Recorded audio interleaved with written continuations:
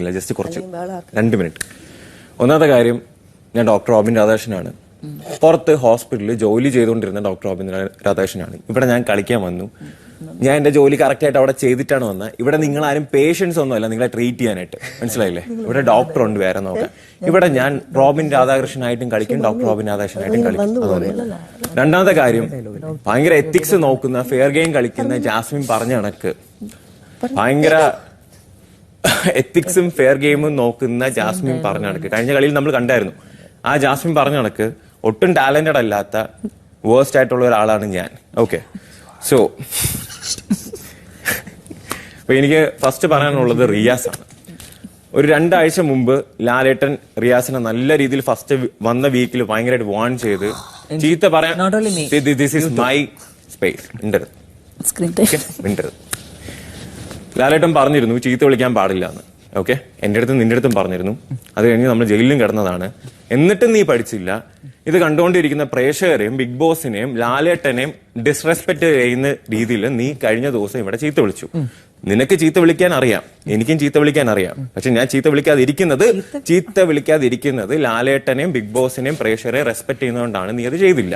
Okay, അതൊന്ന്. അതുകൊണ്ട് നിന്നെ ഫസ്റ്റ് നെയിം റിയാസ്. രണ്ടാമത്തെ റീസൺ, ഞാൻ ഈ ഒരു ഷോയില് ഞാൻ മലയാളം മീഡിയം സ്കൂളിലല്ല പഠിച്ചത്, ഇംഗ്ലീഷ് മീഡിയം സ്കൂളിൽ പഠിച്ച് CBSE പഠിച്ച് മലയാളം അറിഞ്ഞൂടാതെ വന്നിട്ട് മലയാളം പറയാൻ വേണ്ടി ശ്രമിക്കുന്നുണ്ട്. ഞാൻ മലയാളത്തിൽ സംസാരിക്കുന്നുണ്ട്. നീ കൊട്ടിയം സ്കൂളിൽ പഠിച്ച ലാലേട്ടൻ പറഞ്ഞപ്പോഴാണ് അറിയുന്നത്. നീ ഏതോ കൊല്ലത്തുള്ള സ്കൂളിൽ പഠിച്ചിട്ട് നീ ഇവിടെ വന്നിരുന്ന് ഇംഗ്ലീഷിൽ സംസാരിച്ച് ഇംഗ്ലീഷിൽ ചീത്ത വിളിച്ചപ്പോൾ നിന്റെ അടുത്ത് മലയാളത്തിൽ സംസാരിക്കടാ മലയാളി എന്നാണ് ഞാൻ പറഞ്ഞത്. മനസ്സിലായ മലയാളി? അപ്പം നീ അത് കേൾക്കേണ്ട ഒരു കാര്യം എന്ന് വെച്ച് കഴിഞ്ഞാൽ നീ മലയാളത്തിൽ സംസാരിക്കണം. രണ്ടാമത്തെ കാര്യം, ലാലേട്ടൻ അത് പറഞ്ഞു, പ്രത്യേകിച്ച് ഇത് മലയാളം ബിഗ് ബോസ് ഷോ ആണ്, അതുകൊണ്ട് നീ മലയാളത്തിൽ സംസാരിക്കണം എന്ന് പറഞ്ഞു. നീ മലയാളത്തിൽ സംസാരിച്ചില്ല. അപ്പോഴും നീ ലാലേട്ടനെ റെസ്പെക്ട് ചെയ്തു, നമ്മളെ ബിഗ് ബോസിനെ ഇംഗ്ലീഷ് മീഡിയം സ്കൂളിലല്ലേ പഠിച്ചത്? മിണ്ടരുത്. പ്രേക്ഷകരെയും കളിയാക്കി നീ, ലാലേട്ടൻ കളിയാക്കി, ബിഗ് ബോസിനെയും കളിയാക്കി, പ്രേക്ഷകരെയും കളിയാക്കി നീ. ഓക്കെ, സോ അതുകൊണ്ട് ഈ 2 കാര്യങ്ങളും ചെയ്തുകൊണ്ട് ഓക്കെ.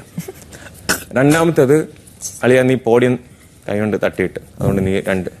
പിന്നെ നീ കുറച്ച് ഓവറായിട്ട് ക്യാപ്റ്റൻസി കാണിക്കുന്നുണ്ട്, അതുകൊണ്ട് നീ കൺക്ലൂഡ് ചെയ്യാം. അത് തീർന്നിട്ട് ചെയ്യാലോ. അപ്പൊ എനിക്ക് സോറി പറയാനുണ്ട്. തന്നെ ചേച്ചി, ആ സമയത്ത് ഞാൻ ഇടപെട്ടില്ല. അത് കാരണം അക്യൂസ്ഡ് ആയിട്ടുള്ള വ്യക്തി ഞാനായതുകൊണ്ടാണ് ഇടപെടാത്തത്. അല്ലെങ്കിൽ ഇവിടെ ഇരുന്ന് ചിരിച്ചുകൊണ്ടിരുന്ന പറഞ്ഞാൽ ഞാൻ തന്നെയാണ് അക്യൂസ്ഡ്. അതുകൊണ്ടാണ് അപ്പൊ ഞാൻ ക്യാപ്റ്റൻസി എന്നുള്ള കാര്യം ചെറുതായിട്ടൊന്നും മറന്നു എന്നോട്. എല്ലാവരും ക്ഷമിക്കണം, വേറെ ഒന്നിനും സോറി ഒന്നുമില്ല. പിന്നെ കൺട്രോൾ ചെയ്യാൻ പറ്റില്ലെങ്കിൽ നിനക്ക് കൺഫെഷൻ മുമ്പ് പറയാം, ഡിയർ ബിഗ് ബോസ് എനിക്ക് കൺട്രോൾ ചെയ്യാൻ പറ്റുന്നില്ല, ഞാൻ പൊക്കോളാന്ന് പറയാം. പിന്നെ what the dash, dashing fool, നീ പറഞ്ഞ സാധനം ഇതെല്ലാം കേട്ടിട്ടാണ്. ഡാഷിംഗ് ഫൂൾ എന്ന് പറയുന്നത് മറ്റൊരു വ്യക്തിയാണ് നീ വിളിച്ചത്, അല്ല നീ സ്വയമാണോ വിളിച്ചത്? അല്ല. ഓക്കെ, അപ്പം മറ്റൊരു വ്യക്തിയാണ് വിളിച്ചത്. സോ അപ്പം ഇതാണ് എന്റെ ഇത്. നീ അത് മാത്രം പറഞ്ഞുകൊണ്ട് ഒന്ന് പോയിന്റ് ഔട്ട് ചെയ്യുന്നുള്ളൂ, ബാക്കിയൊന്നുമില്ല.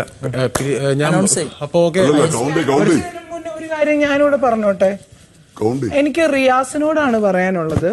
ഇവിടെ ഞാൻ പറഞ്ഞു നേരത്തെ, ടാസ്ക് ലെറ്ററിൽ പലതും എഴുതി വെച്ചേക്കും, അതൊരു പ്രലോഭനം. അതില് കൊലപാതകം എന്നൊരു വാക്കുണ്ടായിരുന്നു. പ്രേക്ഷകർ അത് ദയവായിട്ട് ക്ഷമിക്കുക. ആ വാക്ക് ഞാൻ ആഡ് ഓൺ ചെയ്താണ്. അങ്ങനെ ഒരു വാക്ക് എന്തായാലും ടാസ്ക് ലെറ്ററിൽ ഇല്ല.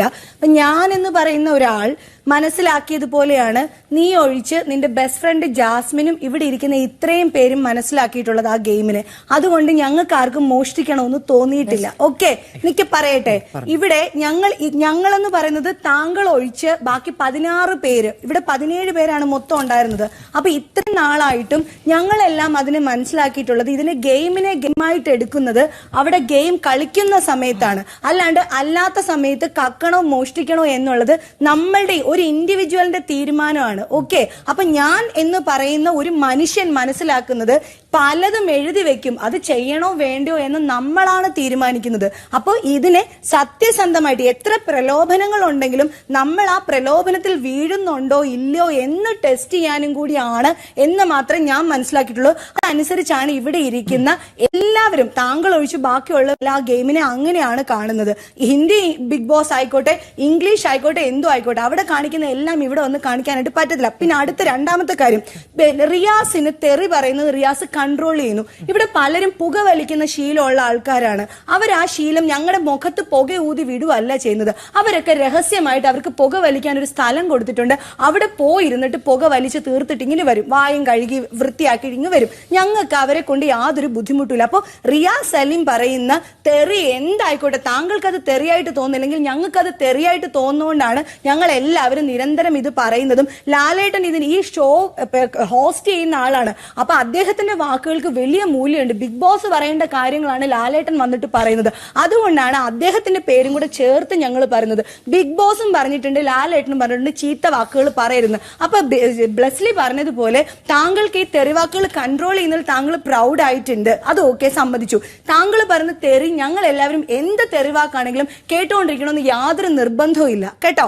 അതുകൊണ്ട് താങ്കൾക്ക് അങ്ങനെ തെറി ഒരു മിനിറ്റ് ബ്ലെസ്ലി, ഈ പറഞ്ഞൊക്കെ ഞാനും കൂടെ കേട്ടോണ്ട്, ഒരു മിനിറ്റ് മോൻ അവിടെ ഇരുന്ന് ഒറ്റ മിനിറ്റ്. നിനക്ക് തെറി പറയണമെന്നുണ്ടെങ്കിൽ നീ രഹസ്യമായിട്ട് പോയിരുന്ന് പറഞ്ഞ് നിന്റെ ഫ്രസ്ട്രേഷൻ തീർക്കുക. താങ്കൾ പറയുന്ന ചീത്തകളെല്ലാം ഞങ്ങൾ കേട്ടോണ്ടിരിക്കണം എന്ന് ഒരിക്കലും വാശി പിടിക്കരുത്. ബ്ലെസ്ലി പറഞ്ഞതുപോലെ നേരെ കൺഫെഷൻ റൂമിൽ പോയിട്ട് പറയുക, ഞങ്ങൾക്ക് ഇത് എനിക്കിത് കൺട്രോൾ ചെയ്യാനായിട്ട് പറയുന്നില്ല, ഞാൻ കുറച്ചിട്ടുണ്ട് പക്ഷെ എനിക്കത് കൺട്രോൾ ചെയ്യാനായിട്ട് പറ്റുന്നില്ല, ഇപ്പോഴും ഇങ്ങനെ